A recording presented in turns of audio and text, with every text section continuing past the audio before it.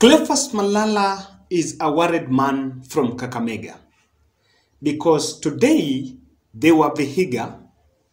Over the weekend, they've been in Western Kenya for this weekend. The Kenya Kwanza team, especially the ANC and the Ford Kenya team, were actually sent to camp in Western so that they can try to checkmate Western Kenya inroads by Raila Odinga, because Raila Odinga is also camping in Western Kenya. That tour had two objectives. One was to try to cement the Western Kenya support for the Kenya Kwanza team, and two, it was also to campaign for the aspirants, especially the Kakamega governor aspirants, the aspirants that are seeking elective seats in that side. And one of the best organizers, and I think if there is someone that is very rigorous in terms of political mobilization, is Cleophas Malala. This rally was very critical for me because on Saturday, Cleophas Malala, Mudavadi, Wetangula, and Khalwale were all together in Kakamega, and they showed solidarity, saying that, of course, it was one way to go and explain to the people why Boni Khalwale had relinquished his bid for governor and decided to cede ground for Cleophas Malala.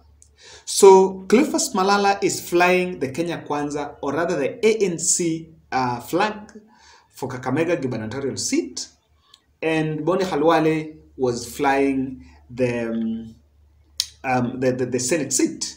So this is something that this rally was typically, I think, to campaign for Cleophas Malala. He needs to get worried because there is a video that has emerged here where they tried to campaign in Butere town and it was slippery. Before I play for you that 9-second video, the strategy by, I don't want to say Kenya Kwanza, but the strategy by politicians is normally, if you cannot mobilize a crowd and let them sit somewhere and wait for you, or maybe be in a stadium, then you just need to drive an impromptu visit in a crowded, maybe in a place that is normally crowded, like a market. And to be strategic enough, you choose the market day, especially in the rural areas. The markets have their specific market days where the numbers are really high in those market centers. Then you drive the impromptu, you sprout from the car roof, then people will just pile around you. Now, in this video, Kakamega in Mudavadi and Malala tried to get entry in Butere town. Then while they were there, the crowd was not building up. And the few people that were around the convoy were not even cheering them off. In fact, Butere muko! Butere! Karibu sana, tunangoja wananchi wafike. Haya basi.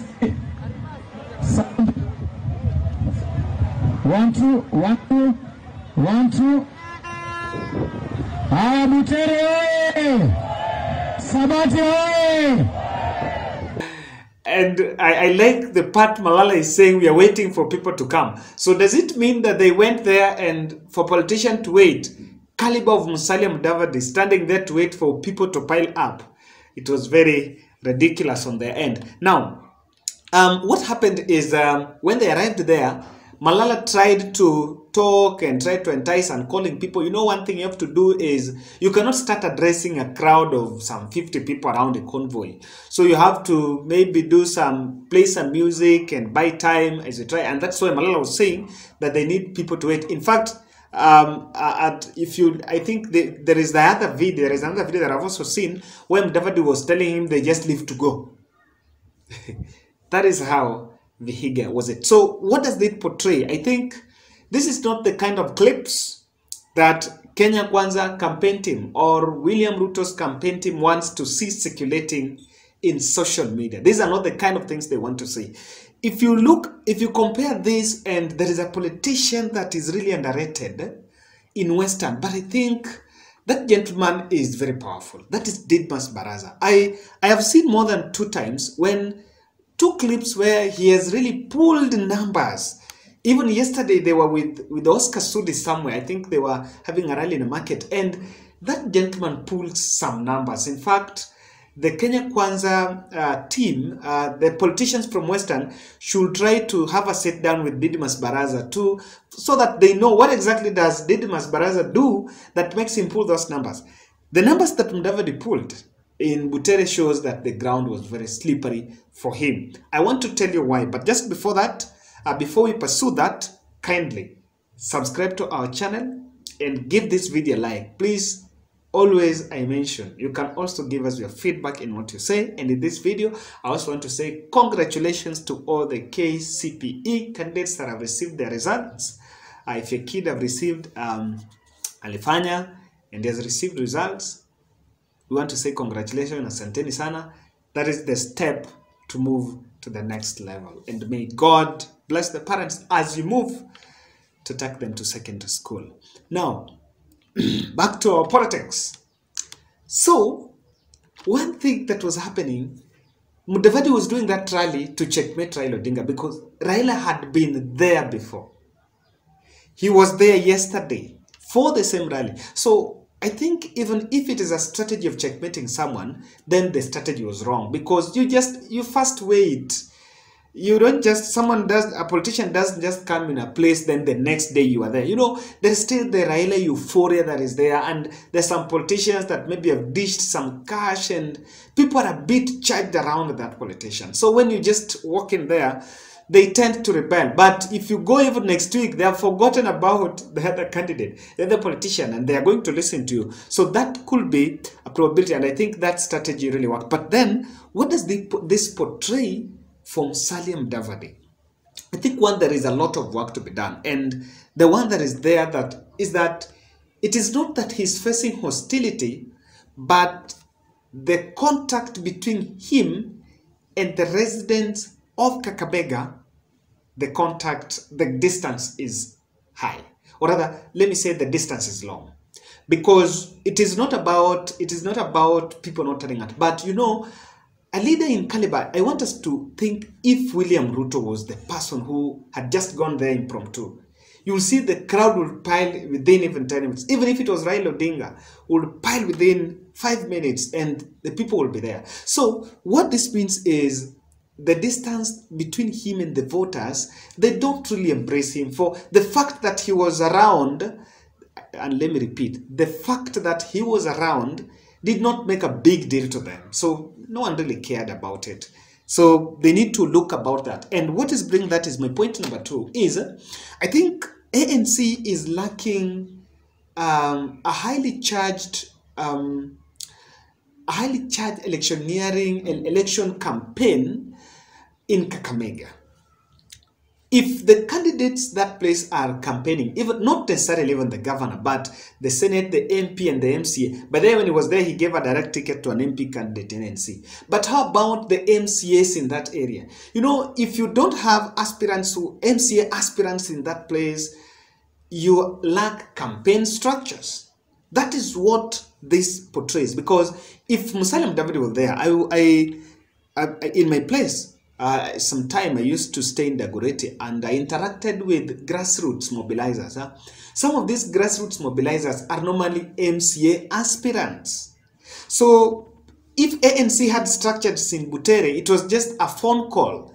Malala calling the team, telling guys the party leader is coming, and so you organize a crowd. It won't take more than 30 minutes and they will have a crowd there. So what that means is he doesn't have aspirants in that place. And that is why the contact between him and those people are not close. They're not seeing his posters somewhere, or maybe the campaign caravans mentioning Musalia Mudavadi and all that.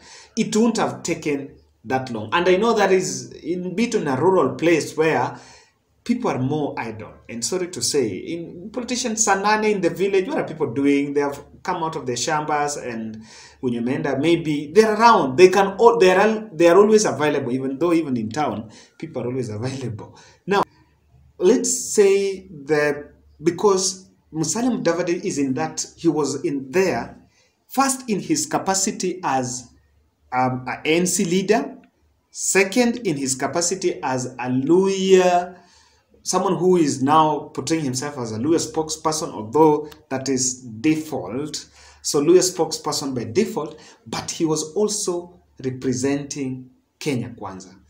By extension, he was representing William Ruto. Now, when word goes around that Musalia Mudavadi is around, what do you think people think? People think, even before you tell them that who and who is there, they always think that they are with William Ruto.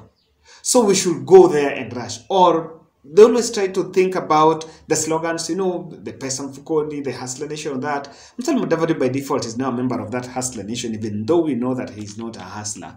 Yes. So what this portrays is the reception, or rather the way people are taking or are embracing the Kenya Kwanza politics is a bit not still convincing. I want to believe that you cannot underestimate the fact that Musalia Mudavadi really does not, still people don't take him there, because he's now embracing with William Ruto. And what can bring this is very easy, because it's in public domain that most leaders really differed with Musalia Mudavadi because he went to support William Ruto. So when he is there, there is that issue of exodus. People, the psychology of exodus, people seems to have moved away from him, and when he's there, they're like, okay, maybe he's with William Ruto and we don't take it. So that could be a probability that is causing this.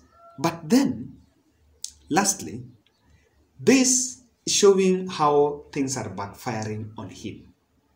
I think things are backfiring on him because the fact is he was with Malala, and Malala is seeking governor there, and Malala was given nod by Khalwale. Could it mean that people are angry with that move? Or maybe they wanted Khalwale, and they're not seeing Khalwale there because Khalwale was at that meeting. That could be a probability. But all in all, I think Western Kenya, I cannot say conclusively that Raila Odinga controls Western, but the truth of the matter here is, I think in Kakamega, Raila is likely more popular than Musalia Mudavadi. That for me, I think, I'm sure. Again, mobilization. This exposes something that for them to pull all that crowd, it's normally about mobilization. You must have that classified crowd. And so if you don't have that classified crowd, it's there. Lastly, let me just ask a question, and it's connected to Raila's Western tour. I think it is Eriko Chanjo. Someone was asking in social media, where is Kalonzo Musyoka? Personally, I asked that question here. Where is Kalonzo Musyoka? 1, 2. Why is it that Raila's tour in Western, we did not see full brigade of Azimio there? 3 is the branding. The Azimio, that vibrant Azimio branding was not there, especially in the Western tour. There is that branding here, Raila Nyuma, Azimio the 5th, but it was there, but not that elaborate. What could it be? I have an answer. The answer is the Western tour was an ODM affair. It's simple as that. The Western tour, what Raila was doing was campaigning as an ODM party leader, not an Azimio. I think that is what I've come to realize. If you check those photos, Raila is more branded as ODM party leader. Ladies and gentlemen, I'm coming back here with the impeachment.